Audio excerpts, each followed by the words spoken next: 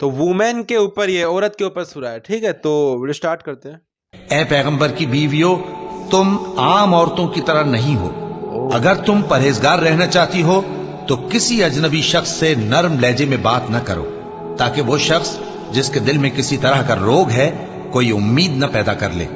اور دستور کے مطابق بات کیا کرو، اور اپنے گھروں میں ٹھہری رہو، اور جس طرح پہلے جاہلیت کے دنوں میں زیب و زینت کی نمائش کی جاتی تھی اس طرح اظہار زینت نہ کرو، اور نماز پڑھتی رہو اور زکوٰۃ دیتی رہو، اور اللہ اور اس کے رسول کی فرما برداری کرتی رہو. اے پیغمبر کی گھر والیوں، اللہ چاہتا ہے کہ تم سے ہر طرح کی ناپاکی دور کر دے اور تمہیں بالکل پاک صاف کر دے، اور تمہارے گھروں میں جو اللہ کی آیتیں پڑھی جاتی ہیں اور حکمت کی باتیں سنائی جاتی ہیں ان کو یاد رکھو. بے شک اللہ باریک بین ہے، باخبر ہے. 3 آیتیں سورہ احزاب کی یوں سمجھیے کہ نچوڑ ہے اس مسئلے میں. یا نساء النبی لستن کاحد من النساء، اے نبی کی بیویوں تم عام عورتوں کے مانند نہیں. تو کیا وہ عورتیں نہیں تھیں؟ عورتیں تو تھیں. کیا ان کے احساسات عورتوں والے نہیں تھے؟ وہ تو تھے.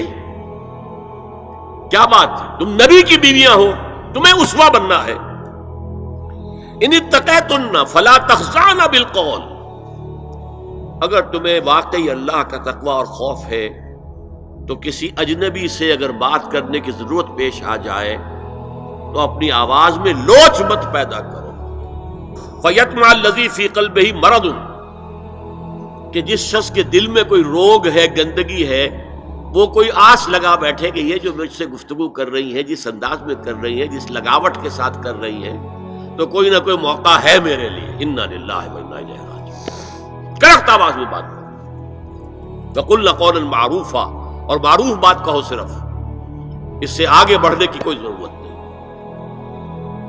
وقرن فی بیوتکن ولا تبرجن تبرج الجاہلیۃ الاولی،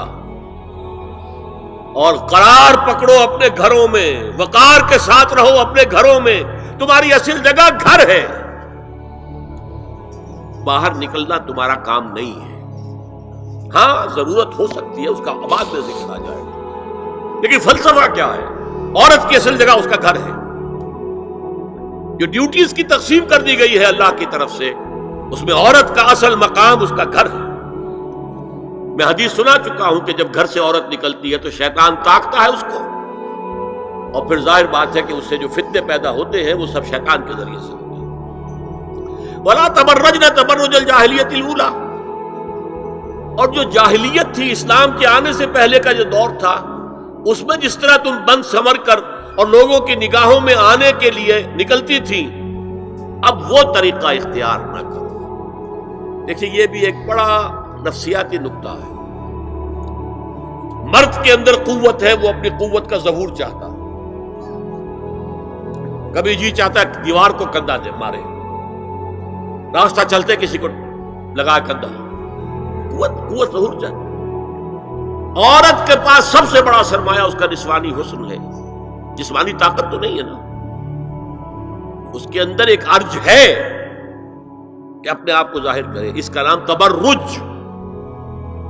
بروج کہتے تھے ان برجیوں کو کہ جو فصیلوں کے اوپر ہوتی تھی. اور ظاہر بات ہے دور سے مسافر آ رہا تو پہلے تو برجی نظر آتی تھی نا، تو نگاہوں میں آنا، نگاہوں میں کھبنا، یہ تبرج. تو تم جس طرح پہلے بناؤ سنگھار کر کے نکلا کرتی تھی، اور تبرج الجاہلیہ اب چھوڑ دو. واقمن الصلاۃ وآتین الزکوٰۃ، اور نماز قائم رکھو، زکوٰۃ ادا کرو. واطعن اللہ ورسولہ، اور اللہ اور اس کے رسول کی اطاعت پر کاربند رہو. اب آئے الفاظ جو اہم ترین ہیں. انما یرید اللہ لیذھب عنکم الرجس اہل البیت ویطہرکم تطہیرا.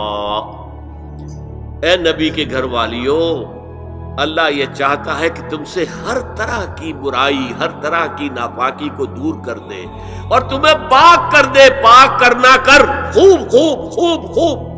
تطہیرا، یطہرکم تطہیرا. کیوں؟ تمہیں نمونہ بننا ہے، تمہیں اسوہ بننا ہے. ایگزامپل. یہ الفاظ اصل میں آئے ہیں قرآن مجید میں ازواج مطہرات کے بارے میں. سارا جملہ چل رہا ہے یا نساء نبی سے. ہمارے کچھ دوستوں نے اس کو کہا ہے کہ اہل بیت سے مراد حضرت علی، حضرت فاطمہ، حضرات حسنین ہیں. وہ بھی حضور نے فرمایا. میں نے ایک ٹی وی مذاکرے کے اندر بھی جب کچھ حضرات کہہ رہے تھے کہ اہل بیت تو اصل میں وہ ہے، میں نے کہا نہیں، اصل میں بیویاں ہیں لیکن وہ بھی اہل بیت ہیں. حضور نے ایک چادر میں جب سمیٹا سب کو تو یہ بھی اللہم ہؤلاء اہل بیت، یہ بھی میرے اہل بیت ہیں. سلمان منا اہل البیت، سلمان بھی ہمارے اہل بیت میں سے، جو جتنا قریب ہوا. لیکن قرآن میں یہ لفظ آتا ہے صرف بیویوں کے لیے، ازواج کے لیے. یا ایھا الذین آمنوا لا تدخلوا بیوت النبی حتی یؤذن لکم. اہل ایمان، نبی کے گھروں میں داخل نہ ہوا کرو جب تک کہ اذن نہ دیا جائے.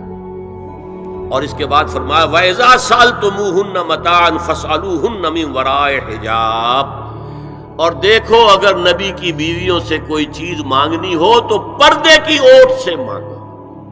یہ حجاب کا لفظ آیا ہے جس کو کہا جاتا ہے کہ حجاب کا کوئی حکم قرآن میں ہے ہی نہیں. پہلے وہاں کے گھر کھلے ہوتے تھے، دروازوں پر کوئی پردہ وردہ نہیں ہوتا تھا، اور گھر کوئی کنالوں کے اور ایکڑوں کے تو نہیں ہوتے تھے، چھوٹے چھوٹے گھر. لیکن یہاں پر فرما دیا گیا پردے، اس کے بعد سے جب سے یہ آیت اتری گھروں کے اوپر پردے ڈال دیے. اب ظاہر بات ہے کہ اس میں چہرے کا پردہ ہی ہوا نا، چہرے کا پردہ ہے حجاب. اسی کو حضرت عائشہ نے آیت الحجاب قرار دیا ہے. اور پھر دیکھیے جو ریئلزم ہے، ریئلزم میں نے کہا تھا نا کہ اللہ نے بھی فرمایا کہ سب سے زیادہ محبت انسان میں عورت کی ہے. حب زین للناس حب الشہوات من النساء، اور پھر اس کے بعد لمبی فہرست. حضور نے فرمایا حبب الی النساء والطیب. یہاں بھی فرمایا گیا ذالکم اطہر لقلوبکم وقلوبہن. یہ زیادہ پاکیزہ بات ہوگی تمہارے دلوں کے لیے بھی اور ان کے دلوں کے لیے. اگر نبی کی بیوی بے حجاب تمہارے سامنے آ جائے گی تو وہ نبی کی بیوی ہے اور ازواج مطہرات ہونے کی حیثیت سے تمہاری ماں بھی ہے، لیکن ایک عورت بھی تو ہے. اور تم چاہے صحابی ہو، کچھ بھی ہو، تم مرد بھی تو ہو. یہ مرد اور عورت کے درمیان جو کشش ہے یہاں بھی اس کا ساس. نبی کی بیویوں کو بھی یہ نہیں کہا کہ اس سے ماوراء ہے، معصوم تو کوئی نہیں نبی کے علاوہ. وہ تو اللہ کہہ رہا ہے ہم تمہیں پاک کر دینا چاہتے ہیں، پوری طرح پاک کر دینا چاہتے ہیں تاکہ تم تمام خواتین امت کے لیے اسوہ بن جاؤ.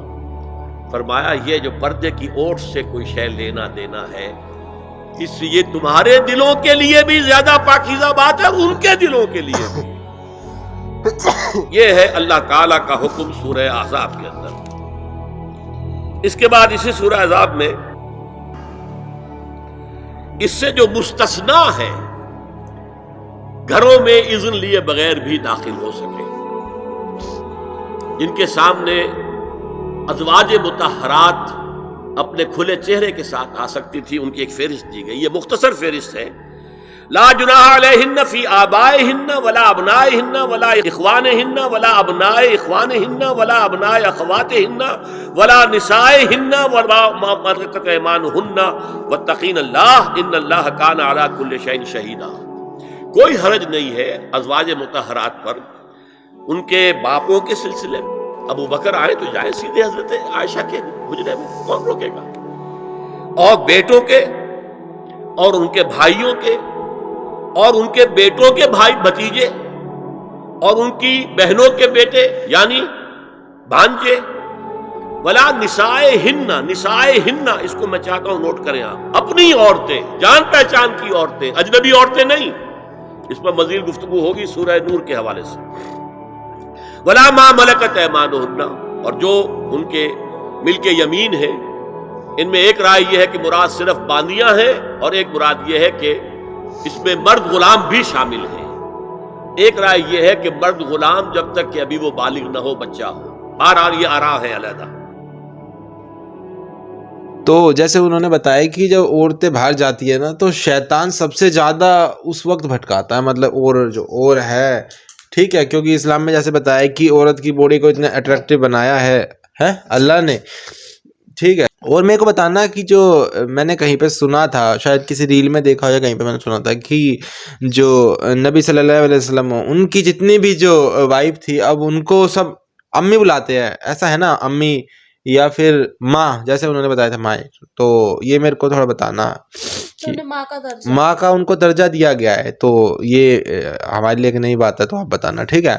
اور بہت اچھا لگا، ہم کو پتہ چل رہا ہے کہ ان کی کبھی ہم نے، کیونکہ جو نبی ہے نبی صلی اللہ علیہ وسلم ان کی وائف کے بارے میں کبھی ہم نے بات سنا نہیں، کوئی ہم نے ان کی بات نہیں سنی. ہاں پیسنجر سیریز ہے نا، اس میں بھی ہم نے نہیں دیکھا. اور حضرت عمر سیریز میں بھی ہم نے ابھی تک جو نبی ہے ان کی وائف کے بارے میں نہیں دیکھا ہے نا. تو یہ ویڈیو شاید فرسٹ ویڈیو ہوگی جو ہم نے ابھی دیکھی ہے نا. تو بہت اچھا لگا، اور کوئی ویڈیو ہو تو بتانا ہم کو ٹھیک ہے. ملتے ہیں نیکسٹ ویڈیو میں، تو لائک کریں سبسکرائب کریں. تھوڑا طبیعت خراب ہے، زکام وغیرہ ہے تو آواز دیکھ لینا کیسی آ رہی ہے. ٹھیک ہے، بائے.